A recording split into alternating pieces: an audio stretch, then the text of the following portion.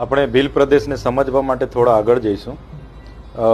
તમે જોયું હશે રામાયણમાં પણ અમારો જિક્ર કરવામાં આવ્યો છે. વાલ્મીકી, સબરી, હનુમાન, નિષાદ, પછી મહાભારતમાં એકલવ્ય સાથે મહારાણા પ્રતાપ સાથે જ્યારે હલ્દી ઘાટીનું યુદ્ધ થયું મુગલો સામે, ત્યારે પણ અમારા પૂંજા ભીલ, દુદા ભીલ, શિવાજી સાથે પણ અમારા બેવલા ભીલની આખી ફોજ હતી. તો એ દરમિયાન એ બાદ આઝાદીની લડાઈમાં પણ બિરસા મુંડા, તમે જોયું હશે કે માનગઢમાં અમારા નેતા હતા ગુરુ ગોવિંદસિંહ ગિરી, એમની નેતૃત્વમાં 1500 જેટલા લોકો ત્યાં ભેગા થયા અને સ્વાયત્ત રાજ માટેની જે અંગ્રેજો સામેની ચળવળ હતી ત્યારે 1500 લોકો પર ગોળીબાર થયો અને 1500 લોકો ત્યાં મરી ગયા. હત્યાકાંડ ખૂબ મોટો થયો.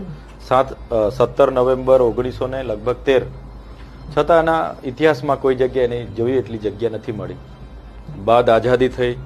આઝાદી બાદ જે તે સમયે અમે બધા ભીલો, ત્યાં ભીલ પ્રદેશ કરીને અમારો વિસ્તાર હતો, ત્યાં અમે બધા સાથે રહેતા હતા.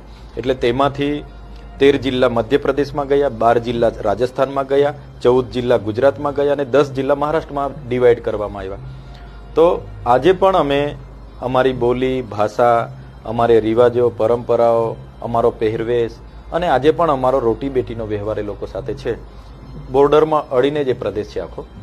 તો જે રીતે દેશમાં 28 રાજ્યો છે, 8 કેન્દ્ર શાસિત પ્રદેશો છે, તો એવી જ રીતના 29મું રાજ્ય અમને ભીલ પ્રદેશ મળે એવી અમારી માગણી છે. અમેરિકાની વસ્તી આજે ભારતથી ઘણી ઓછી છે. અમેરિકામાં આજે 50 રાજ્ય છે અને આ અલગ રાજ્ય આપવાની જોગવાઈ સંવિધાનના આર્ટિકલ, બંધારણના આર્ટિકલ 3માં જોગવાઈ છે. રાષ્ટ્રપતિ પોતાનો પ્રસ્તાવ રજૂ કરે અને જે પણ રાજ્યમાંથી ભાગ છૂટો કરીને બનાવવાનો છે એ રાજ્યમાં એનો અભિપ્રાય માગે અને બંને ગૃહોમાં પ્રસાર કરીને અલગ રાજ્ય આપી શકે છે. એટલા માટે જ અમે અલગ રાજ્યની માંગણી કરી છે અને 2011ની વસ્તી ગણતરી પ્રમાણે આ જે અમારા 49 જિલ્લાઓ જે ભીલ પ્રદેશના છે એમાં 21% મધ્યપ્રદેશની અમારી વસ્તી છે, ગુજરાતમાં 14.8% અમારી વસ્તી છે, 13.48% જેવી રાજસ્થાનની વસ્તી છે અને 9.35% જેવી મહારાષ્ટ્રની અમારી આબાદી છે. આ તમામ આબાદી થઈને 3 કરોડથી વધારે સંખ્યા અમારી ત્યાંની જ થાય છે. તો સ્વાભાવિકપણે રાજ્ય, જેમ આપણે ગુજરાતમાંથી અનેક નવા જિલ્લાઓ અસ્તિત્વમાં આવે છે, દેશમાં તેલુગુ ભાષાના આધારે તેલંગાણા અસ્તિત્વમાં આવ્યું, તમિલ ભાષાના આધારે તમિલનાડુ, પંજાબીઓને પંજાબ આપવામાં આવ્યું, મરાઠીઓને મહારાષ્ટ્ર, ગુજરાતીઓને ગુજરાત, નાગા લોકોને નાગાલેન્ડ, હમણાં ઝારખંડ, છત્તીસગઢ અસ્તિત્વમાં આવ્યું. તો અલગ ભીલ પ્રદેશ બને તો અમારો હેતુ એવો છે કે જે પણ એ પ્રદેશમાંથી મુખ્યમંત્રી બને, મંત્રીઓ બને, અધિકારીઓ બને, બધા અમને સમજશે અને નાનું રાજ્ય હશે તો એ ડેવલપિંગ કરવામાં પણ સરળતા રહેશે. એ હેતુ સાથે અમે કહીએ છીએ.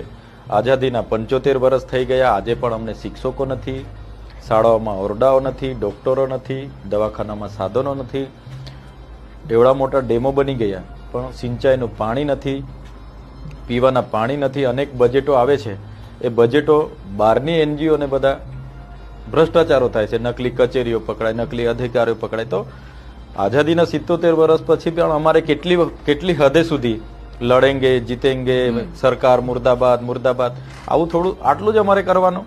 અમે પણ એમાં પૂરા થઈ જઈશું, અમારી પેઢીઓ પણ થઈ જશે. એના કરતાં અમે કહીએ છીએ કે અમને અલગ ભીલ પ્રદેશ સ્વાયત્ત રાજ આપો.